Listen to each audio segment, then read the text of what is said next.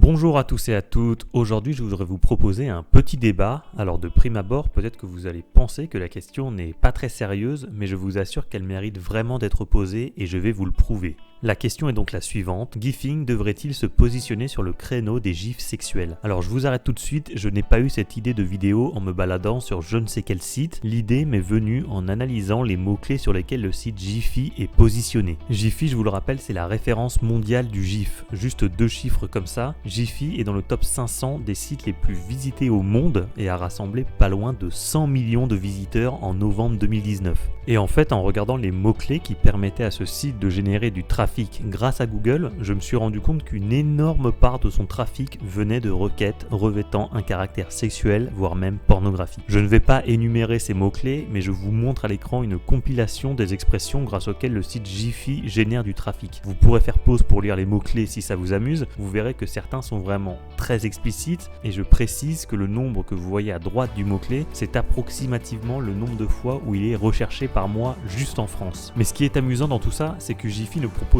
même pas de gif à caractère sexuel. Donc quand je vois par exemple que Giphy positionne l'une de ses pages en première position sur le mot-clé pénétration gif et que quand vous allez sur la fameuse page vous tombez là-dessus, j'imagine que certaines personnes doivent être extrêmement déçues. Et en fait c'est là que la question que je vous ai posée initialement prend tout son sens, puisque l'un des plus gros concurrents de Gifing, on est tous d'accord pour dire que c'est Giphy. Et généralement lorsqu'on lance un site ou une plateforme et qu'on se retrouve face à un gros concurrent bien implanté depuis des années, eh bien on essaye de le contourner en visant un marché sur lequel le concurrent n'est pas positionné. Ça permet d'une part de se différencier et d'autre part d'aller chercher du trafic là où notre concurrent principal n'en génère pas. Et là je parle de Giphy, mais ce constat est aussi valable pour les autres banques de gifs en ligne comme Tenor.com ou AceGIF par exemple, qui ne proposent pas non plus de gifs pour adultes. Donc ce créneau, aussi saugrenu soit-il de prime abord, mine de rien il pourrait représenter une vraie opportunité de trafic. Et si je retourne dans mon dossier de mots-clés que je vous ai montré plus tôt dans la vidéo, vous verrez que les quelques expressions que j'ai rassemblées pèsent déjà plus de 122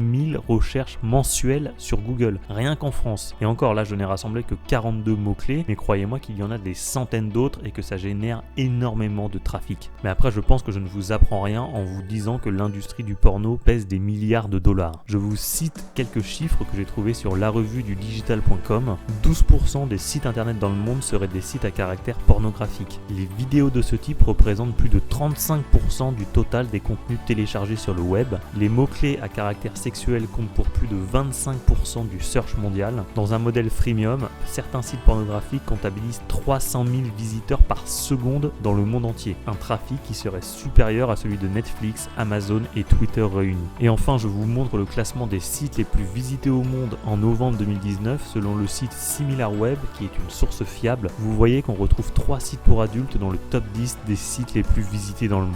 Voilà pour ces quelques chiffres, j'imagine que vous n'êtes pas surpris en découvrant l'ampleur de cette industrie qui visiblement ne connaît pas la crise. Alors évidemment pour Gifing, le but ça ne serait pas de proposer des gifs pour adultes juste en dessous des gifs alimentation ou invitation, mais ça pourrait être un espace premium ou une licence à part qu'il faudrait choisir lors de l'inscription. À vrai dire, il y a plusieurs questions que j'ai envie de vous poser. Est-ce que selon vous il y aurait des clients? Pour ma part je pense que oui, puisqu'il existe des dizaines de sites pour adultes payants et même les plus grosses plateformes qu'on a vues dans le top 10 des sites les plus visités au monde proposent des accès premium. Donc s'ils proposent tous des formules payantes, c'est bien qu'il y a des gens qui achètent. L'autre question c'est comment Gifing pourrait formuler son offre, et enfin la question principale c'est est-ce que vous pensez que ça pourrait être une bonne idée tout simplement? Est-ce que vous pensez que c'est un bon créneau? Alors je comprends que ça puisse être un peu étrange comme sujet de discussion, mais j'ai vraiment été très surpris en voyant qu'il y avait tant de recherches à caractère sexuel pour les gifs. La demande est très forte, la concurrence est plus faible, c'est un bon moyen de différenciation et la clientèle est prête à passer à la caisse. Bref, les arguments sont nombreux et donc je me suis dit que ça pourrait être intéressant d'en débattre. Après tout, c'est un peu le fond de commerce de Gifing.